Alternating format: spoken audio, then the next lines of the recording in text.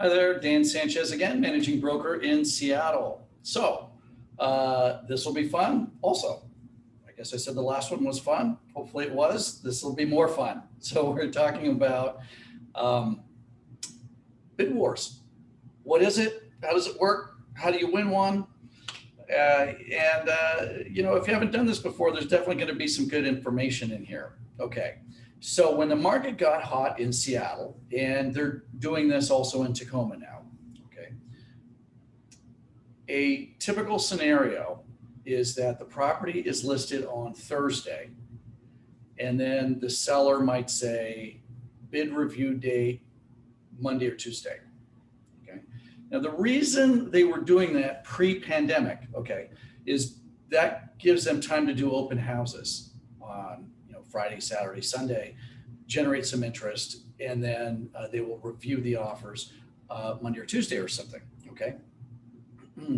That habit has still stayed with us, even though not very many people are doing open houses, and we weren't allowed to do it for a minute. Excuse me. I'm okay, I promise. So the way that works is obviously the seller wants the highest price. And it's not a matter of putting your best price on the offer and then doing a bunch of back and forth with the seller. That would actually be very difficult if there's 10 or 15 offers. Okay. It's more is complicated anyway as it is. What most people will do, most by far, will put an escalation clause. So let's say the property is listed at 600,000. You might add an escalation clause. It's a one-page form that basically says, I will pay X amount more than the next highest bidder up to a certain amount. So let's say the list price is 600,000. You might say, okay, I'm willing to pay 640 for it. I'll pay $5,000 more than the next highest offer up to 640,000. Okay. Now, that's one thing. In Seattle, not yet in Tacoma, but in Seattle, mostly if you have an inspection contingency, the offer is really not going to get looked at. If you remember, the inspection contingency allows the buyer to walk away, no reason needed. So if the seller is looking at 10 offers and let's just say 3 of them have waived financing contingencies, they're really just going to look at the 3 because the other 7 offers, if they have if they have inspection contingencies, it means that the buyer can walk away and they can use their ability to walk away as a negotiation ploy. They can say, yes, I agreed to pay this much, but I found out a bunch of things about the property I don't like. I now want to pay less. Okay.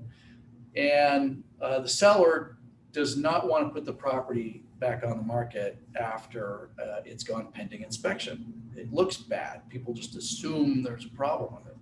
So the sellers generally will only look at offers with where the inspection is waived. Okay, so if you're going to do an escalation clause, find a way to waive the inspection, get it pre-inspected if you can. Again, this is where a good real estate agent is worth their weight in gold because you don't want to spend a bunch of money on inspections for every offer that fail. If you're competing against 10 every time, it could happen to you a few times if you don't have a good real estate agent. Okay, if they're writing sloppy offers or whatever.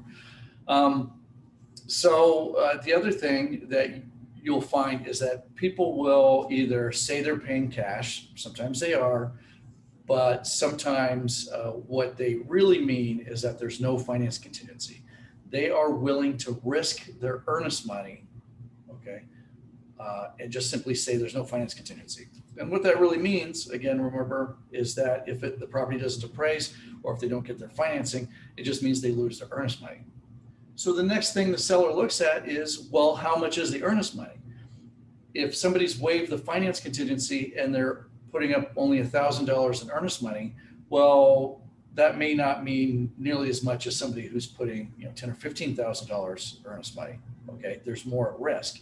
So even an offer with a finance contingency with a high earnest money may very well be more attractive to the seller than an offer with no finance contingency if the earnest money is too low. So those are just a couple of strategies. I hope that made sense. Definitely let me know if it didn't. I am going to talk about these subjects a little bit more about competitive offers in the next video.